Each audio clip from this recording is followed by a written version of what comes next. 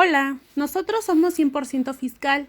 Mi nombre es Edith Romero y hoy les hablaremos de efectos fiscales de los contratos. Ahora vamos a explicar el contrato de asociación. De conformidad con lo establecido en el artículo 2670 del Código Civil Federal, se constituye una asociación cuando varios individuos convienen en reunirse de manera que no sea enteramente transitoria para realizar un fin común que no esté prohibido por la ley y que no tenga el carácter preponderantemente económico. Esta característica es muy importante para este tipo de contrato.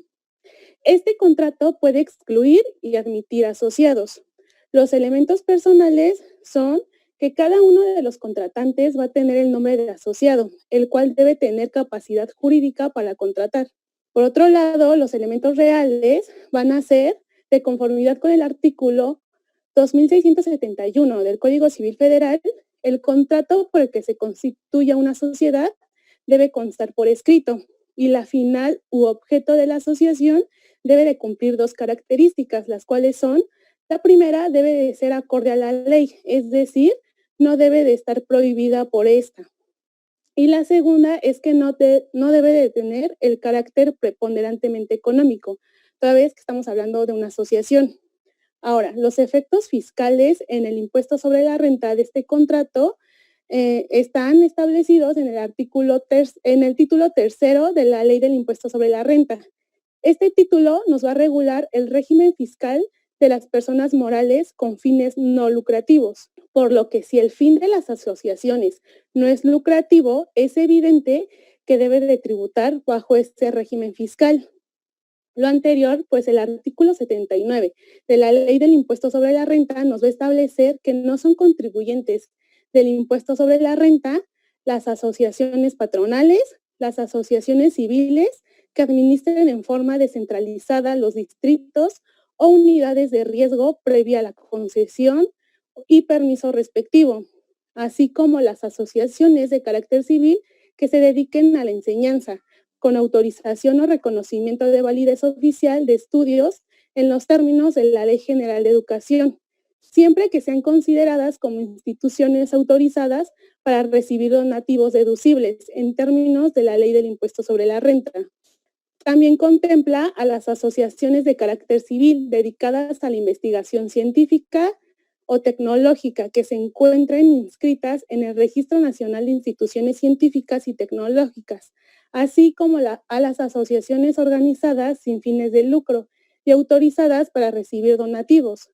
cuando éstas estén dedicadas a alguna de las siguientes actividades, como son la promoción y difusión de música, artes plásticas, artes dramáticas, danza, literatura, arquitectura y cinematografía, conforme a la ley que crea al Instituto Nacional de Bellas Artes y Literatura, así como a la Ley Federal de Cinematografía. También aquellas asociaciones que se dediquen en apoyo a las actividades de educación e investigación artísticas de conformidad con lo señalado en el primer punto, así como las que se dediquen a la protección, conservación, restauración y recuperación del patrimonio cultural de la nación, en los términos de la Ley Federal sobre Monumentos y Zonas Arqueológicas, Artísticos e Históricos y la Ley General de Bienes Nacionales, así como que se dediquen a la instauración y establecimiento de bibliotecas que formen parte de la Red Nacional de Bibliotecas Públicas, de conformidad con la Ley General de Bibliotecas. También a aquellas asociaciones que se dediquen a dar apoyo a las actividades y objetivos de los museos dependientes del Consejo Nacional para la Cultura y las Artes.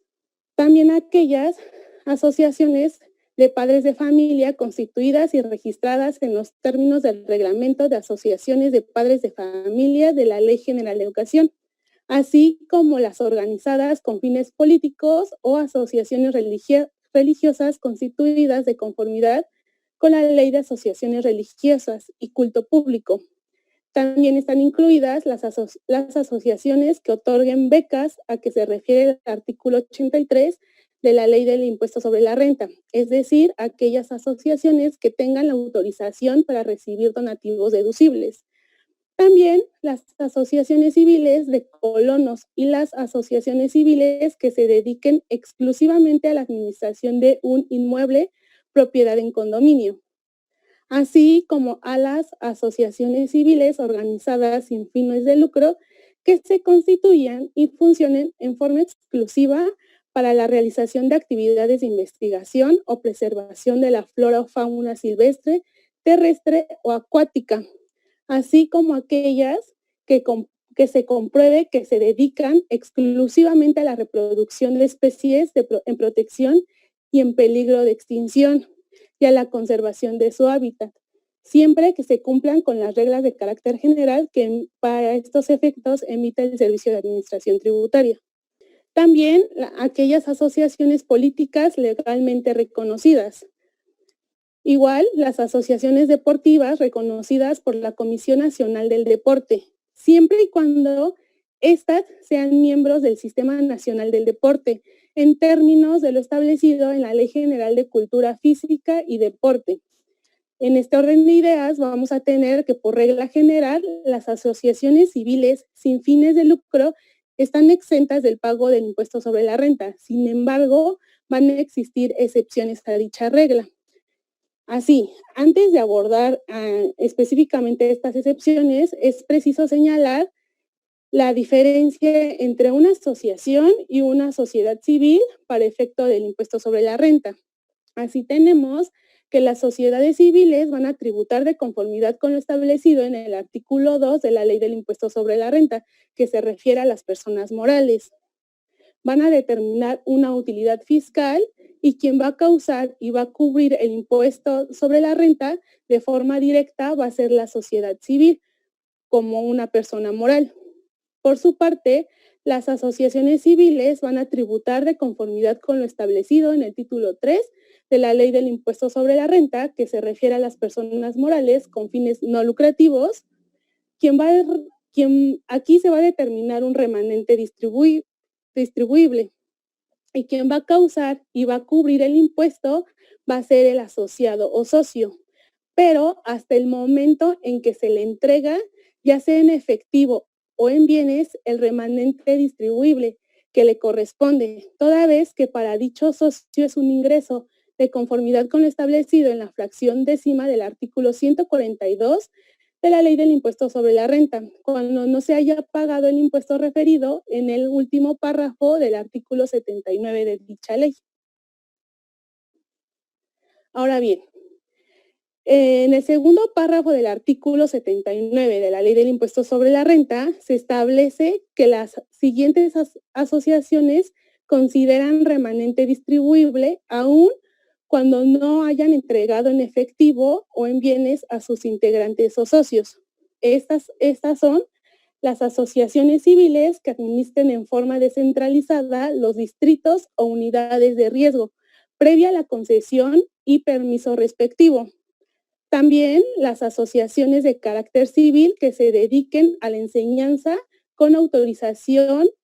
o con reconocimiento de validez oficial de estudios en los términos de la Ley General de Educación, siempre que sean consideradas como instituciones autorizadas para recibir donativos deducibles en términos de la Ley del Impuesto sobre la Renta.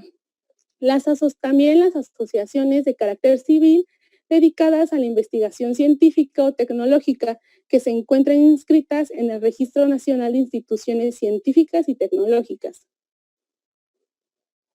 así como las asociaciones organizadas con fines políticos o asociaciones religiosas constituidas de conformidad con la Ley de Asociaciones Religiosas y Culto Público.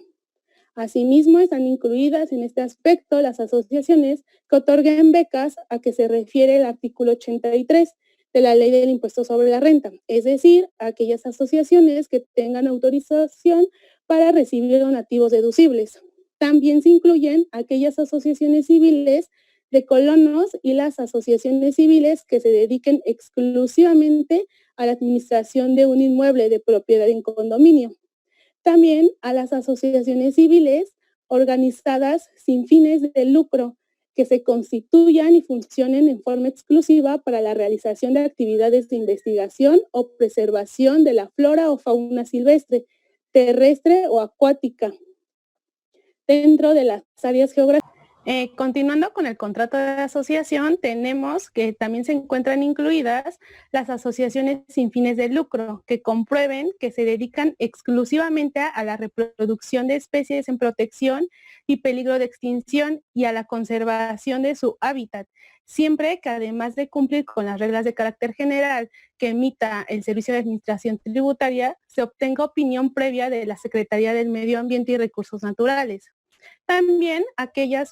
las personas morales autorizadas para recibir donativos deducibles de impuestos. Así, de conformidad con lo establecido en el artículo 80 de la Ley del Impuesto sobre la Renta, las asociaciones determinarán el remanente distribuible de un año calendario correspondiente a sus integrantes o accionistas, disminuyendo de los ingresos obtenidos en ese periodo, a excepción de los señalados en el artículo 93 de la Ley del Impuesto sobre la Renta, es decir, de aquellos que son exentos de pago de dicho impuesto y de aquellos por los que se haya pagado el impuesto definitivo. Las deducciones autorizadas de conformidad con el título cuarto de dicha ley.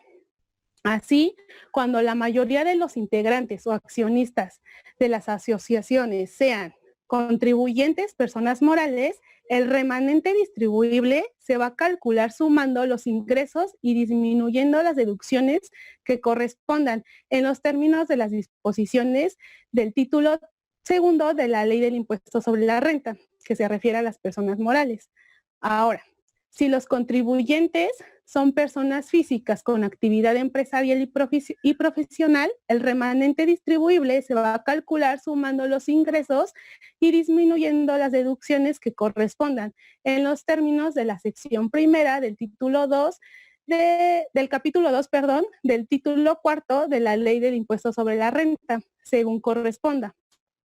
En este orden de ideas, cabe señalar que los integrantes o accionistas de las asociaciones considerarán como remanente distribuible únicamente los ingresos que dichas asociaciones les entreguen en efectivo o en bienes. Así, los integrantes o accionistas de las asociaciones no considerarán como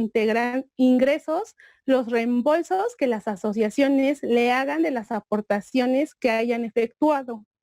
Para estos efectos, se estará lo dispuesto de lo establecido en el artículo 78 de la Ley del Impuesto sobre la Renta. Ahora, sin embargo, cuando las asociaciones enajenen bienes distintos de su activo fijo o bien presten servicios a persona distinta de sus miembros o socios, estas asociaciones deberán determinar el impuesto que corresponda a la utilidad por los ingresos derivados de las actividades mencionadas, en los términos de lo establecido en el título 2 de la Ley del Impuesto sobre la Renta. Por lo tanto, van a aplicar la tasa del 30%, siempre que dichos ingresos excedan del 5% de los ingresos totales de la persona moral en el ejercicio de que se trate. Asimismo, las asociaciones autorizadas para recibir donativos deducibles de impuestos podrán obtener ingresos por actividades distintas a los fines para los que fueron autorizadas para recibir donativos, siempre que no excedan del 10% de sus ingresos totales en el ejercicio de que se trate. En este orden de ideas, no se van a considerar ingresos por actividades distintas a los fines por los que fueron autorizadas las asociaciones que para recibir donativos, aquellos donativos, apoyos o estímulos proporcionados por la federación, entidades federativas o municipio, enajenación de bienes de su activo fijo o intangible, cuotas de sus integrantes, cuotas de recuperación, intereses, derechos patrimoniales derivados de la propiedad intelectual, uso o goce temporal de bienes inmuebles o rendimientos obtenidos de acciones u otros títulos de crédito, colocados entre el gran público inversionista en los términos que mediante reglas de carácter general establezca el Servicio de Administración Tributaria. En este sentido, tenemos que cuando los ingresos de las asociaciones no estén relacionadas con los fines para los que fueron autorizadas para recibir dichos donativos excedan del 10% de sus ingresos totales en el ejercicio, estas asociaciones deberán determinar el ISR que corresponda a dicho excedente en los términos del artículo 2 de la Ley del Impuesto sobre la Renta. Por lo tanto, van a aplicar la tasa del 30% prevista en el artículo 9 de esa ley. Por su parte, el artículo 81 de la Ley del Impuesto sobre la Renta nos va a establecer que las asociaciones, a excepción de las señaladas en el artículo 86 de esa ley, y las personas morales autorizadas para recibir donativos deducibles en los términos de la misma ley, serán contribuyentes del impuesto sobre la renta cuando perciban ingresos de los mencionados en los capítulos cuarto y séptimo del título cuarto de la Ley del Impuesto sobre la Renta, con independencia de los ingresos a que se refiere el capítulo sexto que perciban en moneda extranjera. Para esos efectos serán aplicables las disposiciones contenidas en dicho título y la retención que en su caso se efectúe tendrá el carácter de pago definitivo. Así, las asociaciones deberán presentar a más tardar el día 15 de febrero de cada año la declaración en la que se determine el remanente distribuible y la proporción que de este concepto corresponda a cada integrante, por lo que deberán proporcionar a sus integrantes una constancia y comprobante fiscal en el que se señale el monto del remanente distribuible que en su caso les corresponda. Ahora, los efectos en el impuesto al valor agregado de este contrato, tenemos que el artículo primero de la Ley del Impuesto sobre la Renta, de la ley del Impuesto al Valor Agregado, están obligados al pago de dicho impuesto a las personas físicas y las morales que en territorio nacional presten servicios independientes. Por su parte, la fracción primera del artículo 14 de la Ley del Impuesto al Valor Agregado establece que se considera prestación de servicios independientes aquella prestación de obligaciones de hacer que realice una persona a favor de otra, cualquiera que sea el acto que le dé origen y el nombre o clasificación que a dicho acto le den otras leyes. En este sentido, vamos a tener que las cuotas que los integrantes o socios de las asociaciones van a tener el carácter de una prestación de servicios independientes. Sin embargo, de conformidad con lo establecido en la fracción 12ª del artículo 15 de la Ley del Impuesto al Valor Agregado, no se va a pagar ese impuesto por los servicios que las asociaciones proporcionen a sus miembros, como contraprestación normal por sus cuotas, siempre que los servicios que presten sean únicamente relativos a los fines que les sean propios, tratándose, entre otras, de asociaciones patronales, asociaciones o sociedades civiles organizadas con fines científicos, políticos, religiosos y culturales, a excepción de aquellas que proporcionen servicios con instalaciones deportivas, cuando el valor de estas representen más del 25% del total de las instalaciones. En este sentido, tenemos la siguiente tesis emitida por el Tribunal Federal de Justicia Administrativa, cuyo rubro es el siguiente: cuotas ordinarias y extraordinarias que liquidan los socios de las asociaciones y sociedades civiles con instalaciones deportivas quedan comprendidas en el hecho generador del impuesto al valor agregado. Esta tesis refuerza lo último que les acabo de mencionar, señalando que cuando las asociaciones presten las instalaciones deportivas a sus socios o integrantes, condicionando dicho uso con el pago de una cuota, entonces en este supuesto se va a tener que realizar el impuesto al valor agregado. Esperamos sea de ayuda este contenido. Cualquier duda o aclaración, escríbenos en nuestras redes sociales. Capacitando para el futuro.